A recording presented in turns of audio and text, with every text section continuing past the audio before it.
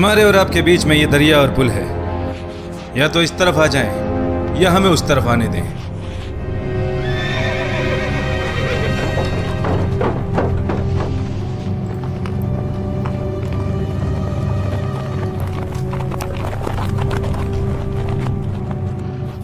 वो चाहते हैं या तो हम उस तरफ चले जाएं या वो इस तरफ आ जाएं। उनको बोलो आने को। हम मौत को गले लगाने से नहीं डरते, हम उस तरफ जाएंगे। आप दोबारा गौर करें अबू उबैद, ये ठीक नहीं है। या अबू उबैद, वो अपनी चालाकी और धोखेबाजी के लिए जाने जाते हैं। अगर हमारी फौजों ने पुल पार करने की कोशिश की तो इंतजार नहीं करेंगे, वो हम पर दरमियान में ही हमला कर देंगे। क्या हुआ है तुम्हें? क्या तुम डरते हो? अगर हमने पुल पार नहीं किया तो वो समझेंगे कि हम कमजोर हैं। इससे उनका हौसला बढ़ जाएगा और ये उनकी आधी फतह होगी। मैंने फैसला कर लिया है, तो जैसा मैं कहता हूं वैसा करो।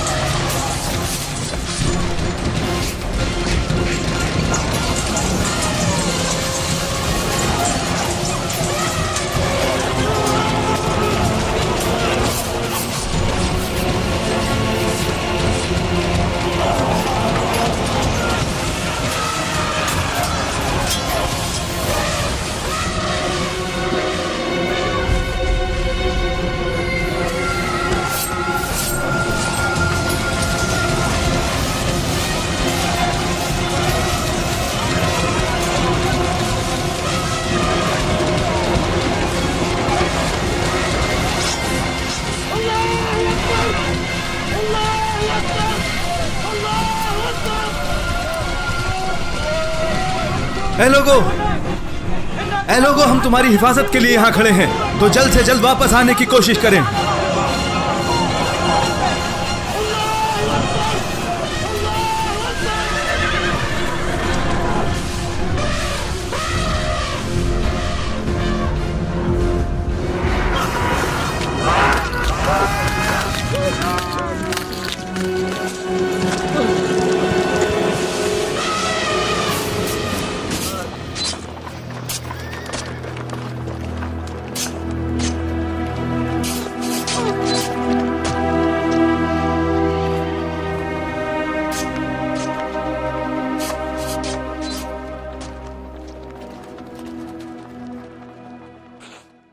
बेशक बेशक हमने पुल की लड़ाई जीत ली है, लेकिन उसमें हमारे 6000 आदमी हलाक हो गए, जबकि मुसलमान तो उस पुल के छोटे रास्ते में फंसे हुए थे। तो फिर क्या होगा कि अगर हम उनसे खुले मैदान में जंग करेंगे, या उन्होंने पुल के इस तरफ आने से इनकार कर दिया होता, तो क्या होता उसके बाद? और क्यों हमारे सिपह सालार बामन इतने बड़ी फौज लेकर अलमदाइन से वापस आ गए, जबकि हम मुसलमानों का पीछा करके, जो कि कमजोर हो गए थे, वहीं के वहीं खत्म कर सकते थे। इन्होंने छोटी टुकड़ी को उनका पीछा करने के लिए भेजा, जाबान और मर्दान शाह के साथ। फतह दिलाने के लिए वो बहुत कम थे और शहादत के लिए बहुत ज्यादा। और ये रहा उसका नतीजा कि हमारी फतह भी शिकस्त में बदल गई, क्योंकि इसमें हमने अपने 2 बड़े सिपह सालार खो दिए, जबान और मर्दान शाह। और यह सब इसलिए हुआ क्योंकि बहमन ने अपनी बड़ी फौज को वापस बुला लिया और हमें इस बड़ी जीत से महरूम कर दिया। मैंने सोचा था कि मुसलमान जंग में शिकस्त के बाद इस लायक नहीं बचे होंगे कि जबान और मर्दान शाह की फौज का सामना कर सकें। और अब यकीन हो चला है कि हालातों का सही जायजा नहीं लिया। आप हकीकत क्यों नहीं बताना चाहते सिपा सालार? क्यों नहीं बताते कि वजीर अल-कायदा रुस्तम ने खत लिखकर आपको वापस बुलाने का फरमान दिया? अगर मुझे अमीर और सिपह सालारों की साजिशों का पता न चलता, मैं वही करता जो आपने कहा। मगर हमारा सामना एक वक्त में 2 दुश्मनों से है, दोनों ही आपस में जुड़े हैं। एक तरफ बाहरी मुसलमान हैं, दूसरी तरफ अंदरूने मुल्क दुश्मन। तो क्या आप बताएंगे कि कौन है ये अमीर और सिपह सालार? तो आप उनका नाम क्यों नहीं बताते ताकि हम उन्हें हिरासत में लेकर कत्ल कर दें? और यह आपका मतलब मुझसे है? आप मुझसे ज्यादा शहजादी के वफादार नहीं हैं। अगर आपके पास कोई भी दलाइल है कि मैं गद्दार हूं तो सबूत पेश करें, या फिर मैं खुद को मलिका के सुपुर्द करता हूं। बस बहुत हो चुका। आप लोगों के ये इख्तिलाफ हमारे मुल्क के लिए खतरा बन गए हैं। मैंने आप दोनों में अपना यकीन दिखाया, तो जान लो मैं आप दोनों में से किसी की तरफदारी नहीं करूंगी, चाहे आप दोनों आखिर तक कितनी ही कोशिश क्यों न कर लें। अगर ये सब खत्म नहीं हुआ तो मैं खुद इस तख्त को छोड़ दूंगी, फिर आप लोग जैसा चाहो वैसा करते रहना। मैं इस मुल्क के हालातों का जिम्मेदार किसी को नहीं ठहराना चाहती।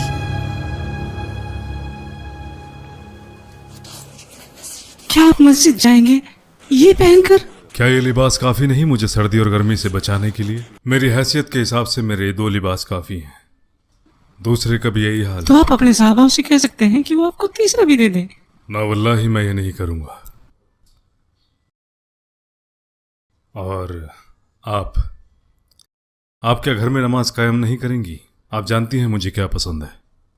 आप मुझे जमात से रोक रहे हैं और इस बात से कि अमीर मुमिनीन अपने लोगों को खिताब करेंगे। ऐसा है तो ठीक है, लेकिन सिर्फ दिन की नमाज, फज्र और ईशा की नमाज के लिए नहीं। आपका मतलब ये कोई रुकावट है? उमर अब उस पर रोक लगाएंगे जिसकी इजाजत रसूलुल्लाह ने दी है। आपने फरमाया औरतों पर रोक न लगाओ मसाजिद में जाने से। तो कौन पहले जाएगा, आप या मैं? बेहतर यही होता है कि लोग इमाम से पहले मस्जिद में दाखिल हों।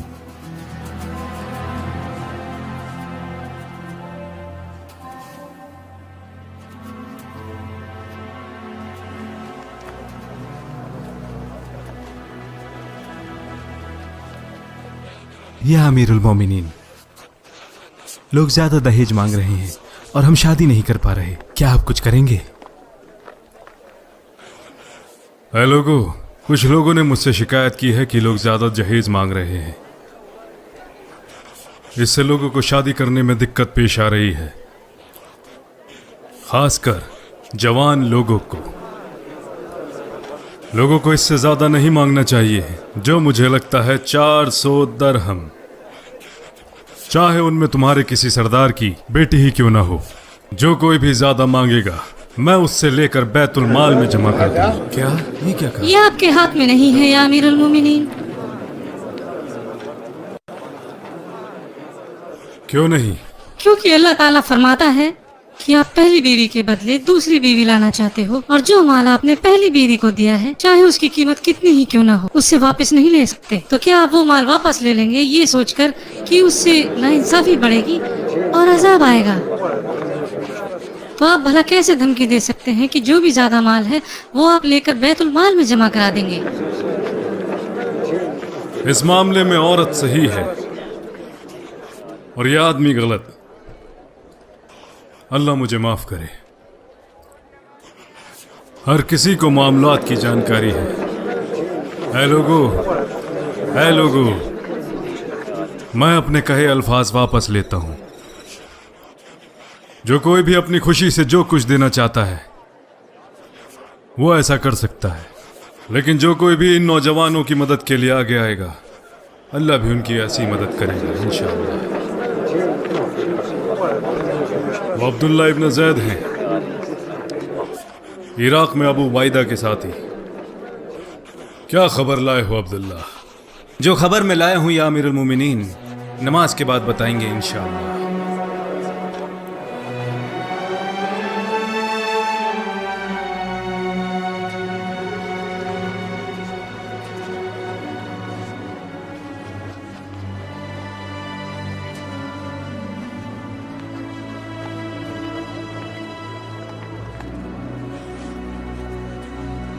ला हौला वला कुव्वता इल्ला बिल्लाह।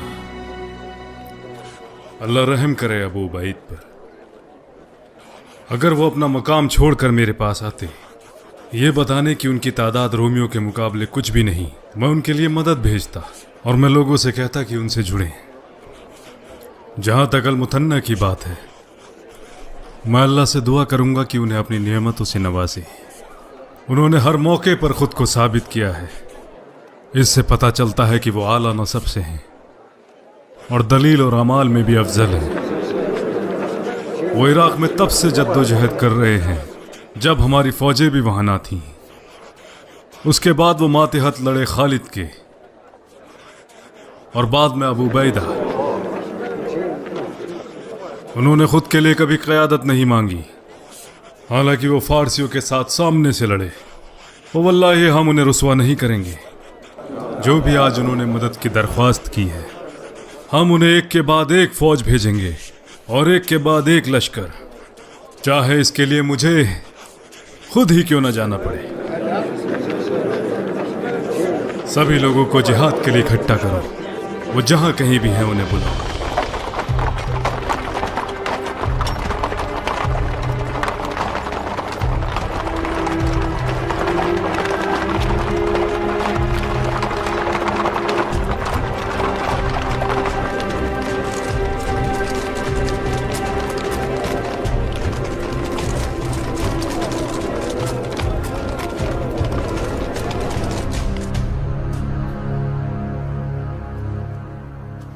हमने सोचा था कि हम 10 साल तक इस मुल्क की बागडोर संभालेंगे,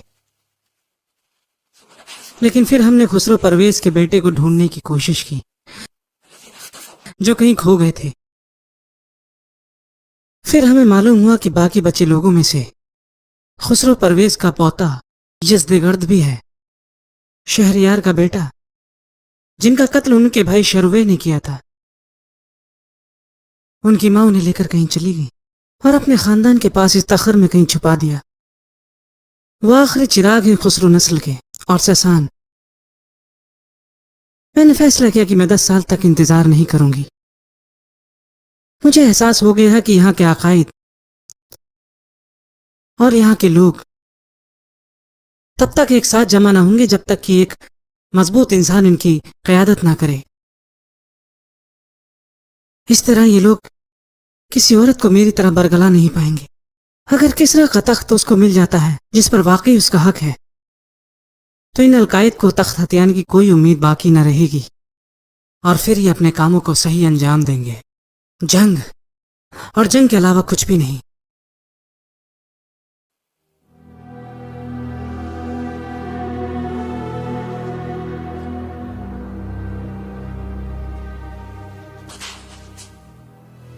मैंने कोशिश की, मेरा और कोई फायदा नहीं था सिवाय इस मुल्क को बचाने के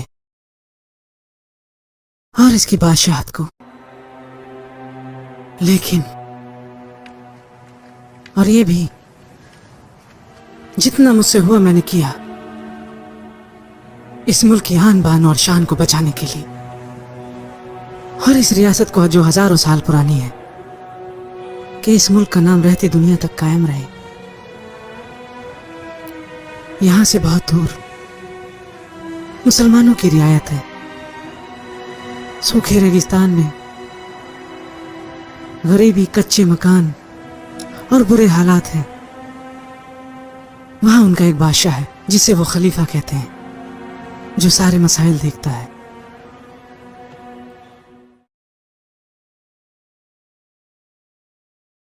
मुझे कहने में कोई गुरेज नहीं कि उसने हमें शिकस्त दी। यही सही होगा कि मैं यहां से इस्तीफा देकर अपने ही ख्यालों में खो जाऊं। काश मैं उस इंसान को एक बार देख पाती जिसने मुझे शिकस्त दी, ये जानने के लिए कि वो किस तरीके का इंसान है, ये जानने के लिए कि उनकी जीत उनके सिपाहियों की वजह से हुई या उनके सिपाही उनकी वजह से जीते। यह जीत का सेहरा दोनों पर है।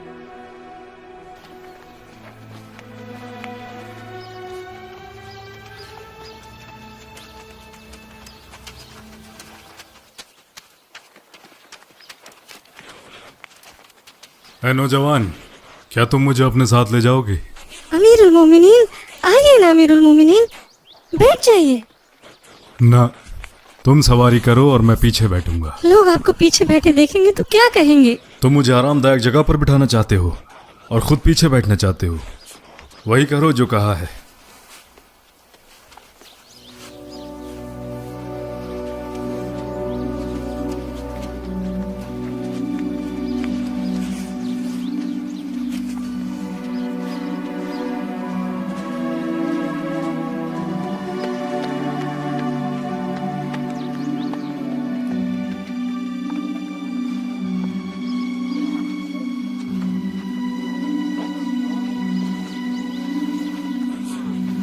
बस रुक जाओ,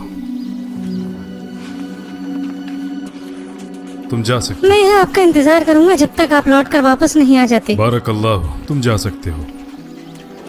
जब से तू पैदा हुआ है तेरी जिंदगी का सबसे अच्छा दिन है। अगर तुझे मालूम हो तो वो अमीरुल मोमिनीन है। अमीरुल मोमिनीन, अस्सलाम वालेकुम वरहमतुल्लाह।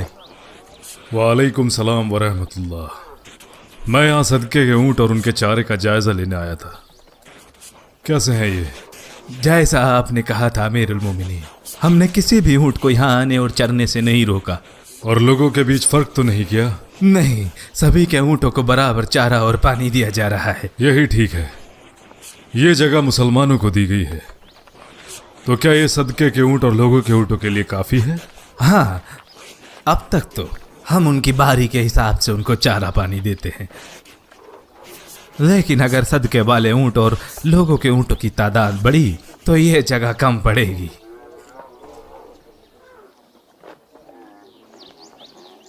वो किसकी जमीन है? वो बिलाल इब्न अल हारिथ की है। उस वक्त उनको अता की थी रसूल अल्लाह ने। इस जगह पर कोई पेड़ या खेती क्यों नहीं करता? ये बड़ी जगह है, बिलाल इसका कुछ हिस्सा इस्तेमाल में लाए, बाकी ऐसे ही छोड़ा है। वो इतनी बड़ी जगह की देखभाल नहीं कर पाते। जब वो कहीं मिल जाए तो उनसे कहो मुझसे आकर मिले।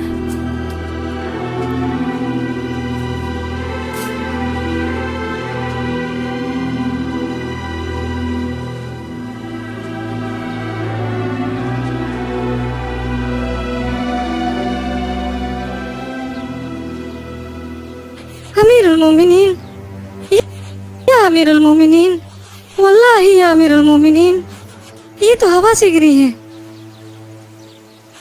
ना तो मैंने हाथ से तोड़ी है ना पत्थर मारकर। वल्लाह, तुमने मुझसे झूठ नहीं कहा। क्या नाम है? सिनान इब्न सलामा अल हुदैली। या अमीरुल मोमिनीन, वो बच्चे आ जाएंगे और मुझसे खजूरें छीन लेंगे। वल्लाह, नहीं लेंगे। तुम मेरे साथ चलो, मैं तुम्हें घर तक छोड़ता हूँ।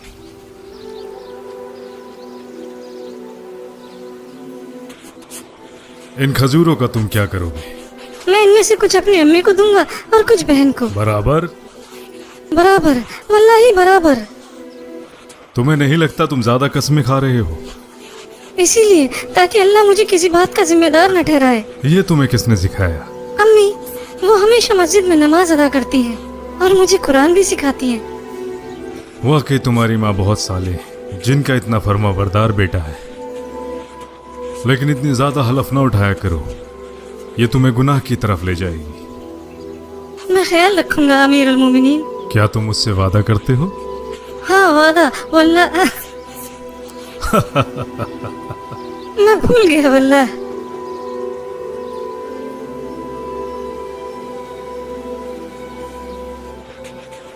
तुमने अब तक अपने अब्बा के बारे में नहीं बताया। वो इराक में है फौज के साथ। वाकई? कैसे अमीरुल मोमिनीन अपने अहकामात भूल गए? ये मेरे हिस्से से है अमीर अल मोमिनीन। तुम मुझे अपने हिस्से से दे रहे हो?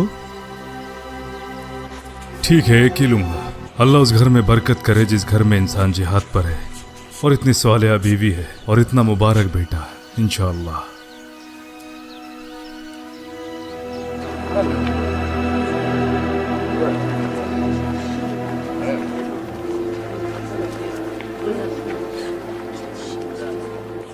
जरा अपनी अम्मा को यहाँ भेजो, मैं उनसे बात करना चाहता हूँ। ठीक है। अम्मी, अम्मी। अमीर अल मोमिनीन, क्या मेरे बेटे ने कोई गलती की? नहीं, आपने बड़े अच्छे से परवरिश की है।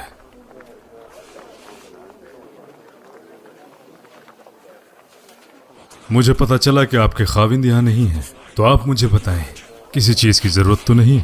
हम ठीक है अमीर अल मोमिनीन। हमारा वजीफा वक्त से पहुंच जाता है क्योंकि अमीर अल मोमिनीन उनका ख्याल रखते हैं। ये मेरी जिम्मेदारी है कि आप लोगों का ख्याल रखूं बहन। जिन औरतों के खाविंद जिहाद पर गए हैं, अगर उनके साथ कुछ खरीदने या बेचने में ज्यादती हो, ये मुझे बिल्कुल बर्दाश्त नहीं। जो कोई भी कुछ बाजार से खरीदना चाहता है, वो अपने बच्चों या खाविंद को मेरे साथ भेजे, तो मैं उनके लिए वो ज़रूरती सामान खरीद दूंगा। आपको कुछ चाहिए?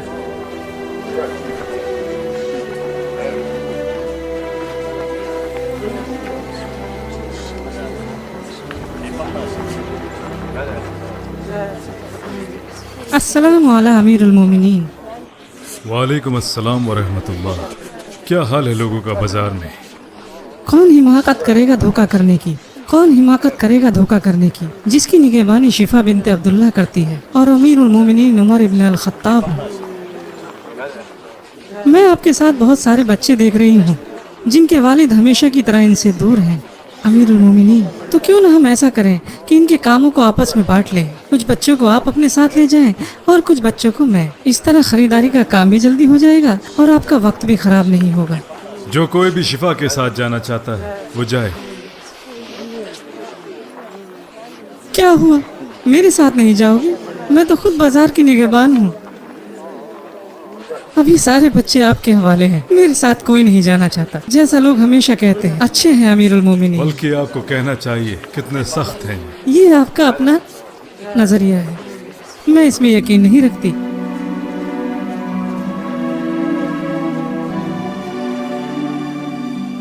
अस्सलाम वालेकुम वरहमतुल्लाह। आपने मुझे बुलाया या अमीरुल मोमिनीन? बैठ जाओ बिलाल, बैठ जाओ। मैं उस जमीन के टुकड़े के बारे में बात करना चाहता हूँ जो रसूलुल्लाह सल्लल्लाहु अलैहि वसल्लम ने आपको दी। क्या कहते हो? मैं क्या कहूँ, सही कहा, वो ज़्यादा बड़ी है और मैं उसका ख्याल भी नहीं रख पा रहा। तो ठीक है, तुम जितने की देखभाल कर सकते हो उसे अपने पास रखो, और जिसकी नहीं कर सकते उसे हमें वापस कर दो, ताकि हम उसे मुसलमानों में बराबर तकसीम कर दें। वल्लाही मैं बिल्कुल नहीं करूँगा, वो रसूल अल्लाह ने मुझे दी है। तुम तो जानते हो रसूल अल्लाह के पास जो भी अर्जी लेकर गया उसे मना नहीं करते थे। उन्होंने आपको इसीलिए दी क्योंकि आप उसकी देखभाल कर सके, और इससे तुम्हें और तुम्हारे लोगों और गरीब लोगों को भरपूर खाना मिल सके। यही मेरा मकसद है। ज़कात भी ज़रूरतमंद और गरीब लोगों के लिए जाती है। अगर आप उस जमीन की या टुकड़े की देखभाल नहीं कर सकते तो मकसद नाकामयाब हो गया। उससे ना तो आपको कोई कमाई हो रही है और ना दूसरों को कोई फायदा पहुंच रहा है। अगर मैंने कुछ गलत कहा तो मुझे सही करो। वल्लाही आपने सही बात कही, तो मैंने जो तुमसे कहा वही करो। बात खत्म।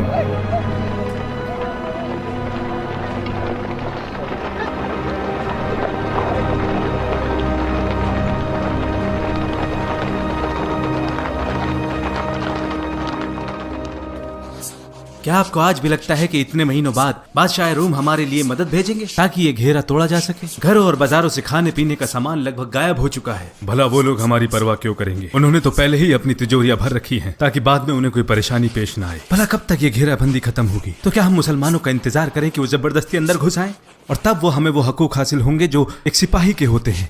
अगर इसका नतीजा वही रहने वाला है तो क्यों ना हम ये अमनो अमान की बात छोड़ के अपने खानदान और मिल्कियत को महफूज करने की सोचें ताकि उनकी हिफाजत हो सके। मेरा डर है कि अगर उन्होंने रोमियो को हरा दिया तो यहाँ लोग अपनी मर्जी से उनका दीन चुन लेंगे, और ये शुरू भी हो चुका है। तो इसमें गलत क्या है? कोई अपनी मर्जी से किसी का दीन चुनता है जब तक कि उसमें जबरदस्ती ना हो।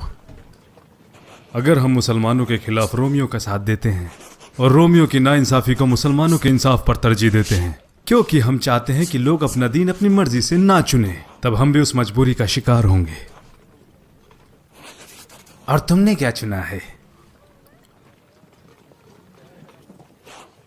हाँ, मैं मुसलमान हूं और मैंने उनके दीन का मतलब तब जान लिया था जब हमारे यहाँ इस घेराबंदी की शुरुआत हो गई थी। अगर आप लोगों को लगता है कि मैंने कुछ गलत किया तो यह आप लोगों का अपना ज़ाती मामला है। मैं आपको वही सलाह दूंगा जो मैंने अपने घर वालों को दी। चल, मैंने कहा चल, चल यहां से। मैंने कुछ नहीं किया, छोड़ दो मुझे, छोड़ दो मुझे, जाने दो मुझे, जाने दो।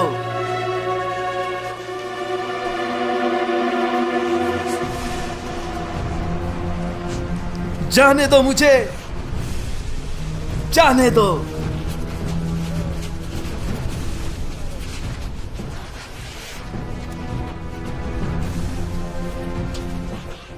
हमें पता चला है ये लोग दुश्मनों के साथ मिले हुए हैं और इनको सजा मिलनी ही चाहिए। और ये दोनों वही हैं जिन्होंने ये मंसूब किया, इन्हें मौत की सजा मिलेगी।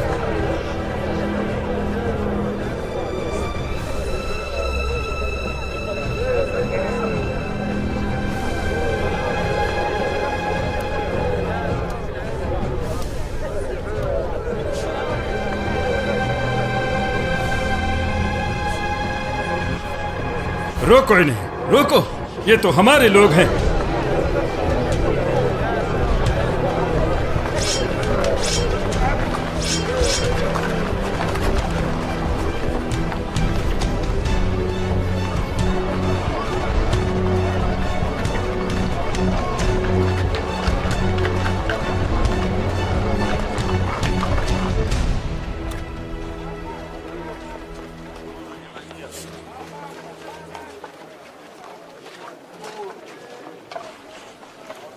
अमीरुल मोमिनीन, मैं आपसे कुछ मशवरा चाहती थी। मैं भी बाकी लोगों की तरह आपकी आवाम का हिस्सा हूँ। मेरी भी बात सुनिए। क्या बात है? मैंने कुछ उधार लिया था जिसे मैं चुका नहीं पा रही हूँ। अब वो मुझे परेशान करता है।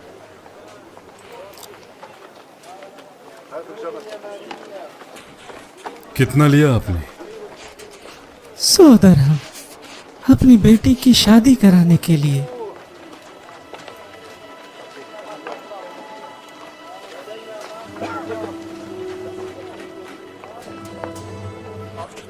आपकी दरख्वास्त कबूल होगी इंशाअल्लाह। लेकिन एक बात पूछूं, आपको इस्लाम अपनाने से कौन रोक रहा है? सभी लोग तो इस्लाम में दाखिल हो चुके हैं। अब मैं बूढ़ी हो चली हूँ और मेरे पास थोड़ा ही वक्त बाकी बचा है जीने के लिए। जैसी आपकी मर्जी।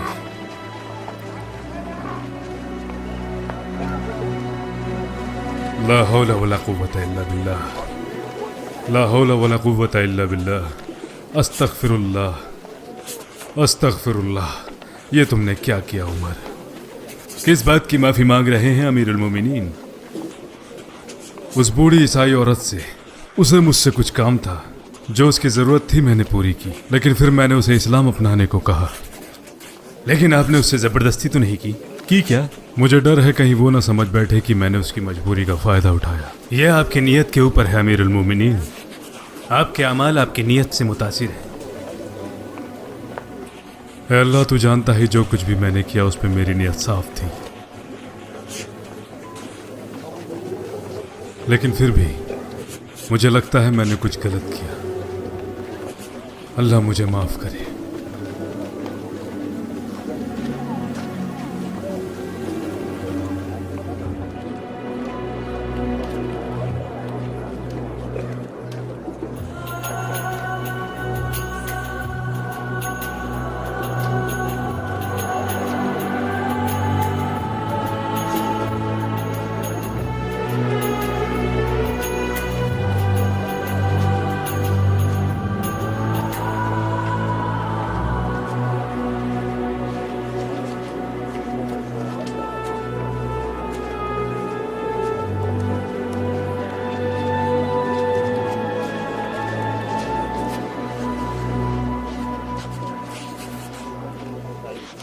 अपने दिल पर हाथ रखकर कहो कि तुम्हें मैं पसंद नहीं। बागों में बहार है, कलियों पे निखार है, कहो तुमको मुझसे प्यार है। तुम अगर साथ देने का वादा करो तो मैं यूं ही मस्त नगमे सुनाता रहूं। तुझे देखा तो ये जाना सनम, प्यार होता है दीवाना सनम। अब यहाँ से कहाँ जाए हम, तेरी बाहों में मर जाए हम। बोलो क्या कहती हो? क्या बात है, क्यों पीछा करते हो? तेरे मेरे सपने अब एक रंग है, जहाँ भी ले जाएं ये राहें जब तू संग है। मेरे तेरे दिल का था एक दिन मिलना, जैसे बाहर आने पर तय है फूलों का खिलना।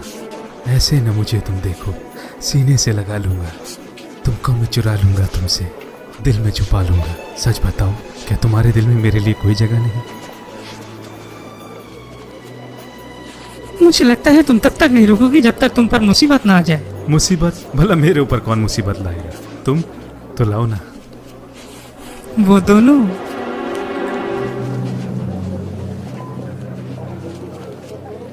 मैंने तेरे लिए ही 7 रंग के सपने चुने। आप हुक्म करें, बाकी हम देख लेंगे। इसे बस हमारे रास्ते से हटा दो, नुकसान न पहुंचाना। बस बस मोहब्बत के दुश्मनों। लेकिन तुम लोग इतने चिकने कैसे हो? ओ हाँ, समझ गया। तुम लोग तो ये भी नहीं समझते कि हम वो हैं जो इश्क में फना हो जाएंगे। अभी बताता हूं तुझे कौन किसके इश्क में फना होता है। रुक जाओ। अगर किसी ने भी हमारे बादशाह को छूने की हिम्मत की तो अंजाम बुरा होगा। रियासत का बादशाह, आपकी खिदमत में हाजिर बादशाह यज़्द जर्द इब्न शहरियार इब्न खुसरो परवेज़।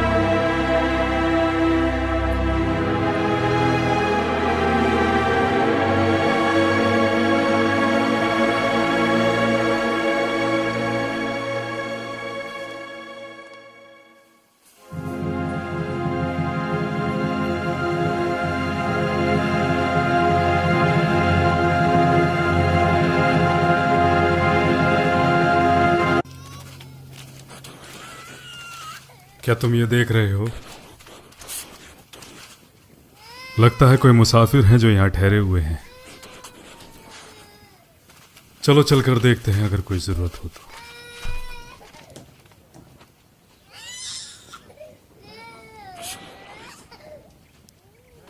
अस्सलामु अलैकुम। वालेकुम अस्सलाम। क्या मैं आ सकता हूँ? अगर कुछ है तुम्हारे पास खाने को तो आओ, वरना जाओ।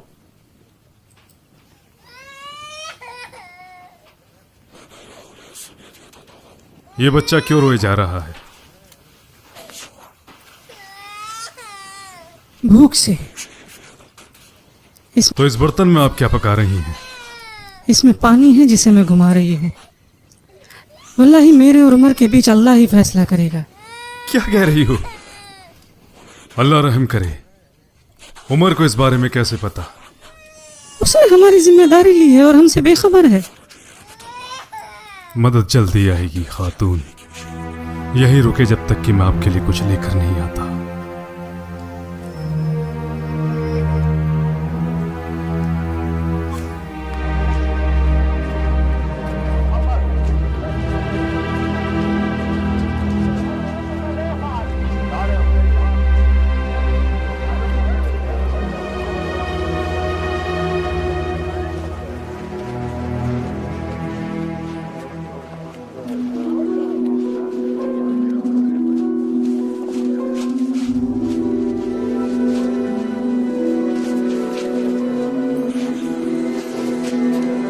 मेरी पीठ पर डालो। मुझे उठाने दें। कयामत के रोज भी क्या मेरा वजन उठाओगे? लाओ इसे मेरे कंधे पर।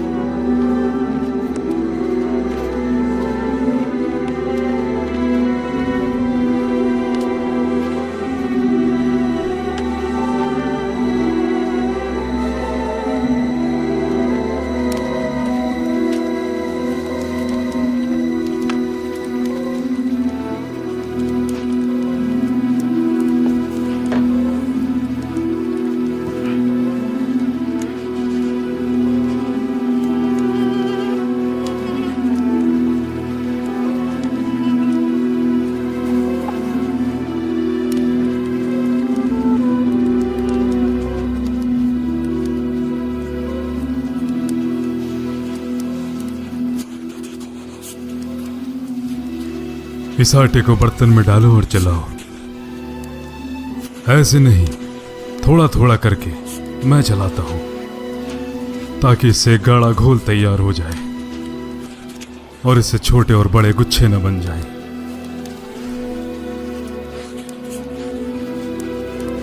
इस तरह से इसे बनाया जाता है।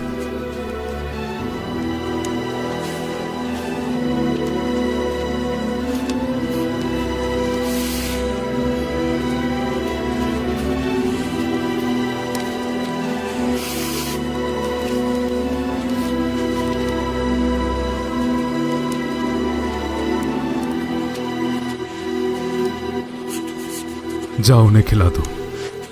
मैं थोड़ा थोड़ा निकालता हूं ताकि ये ठंडा हो जाए।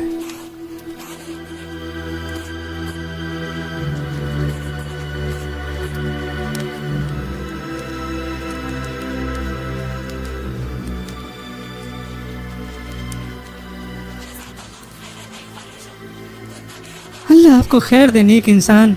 अगर आप अमीरुल मोमिनीन की जगह होते तो कितना अच्छा होता।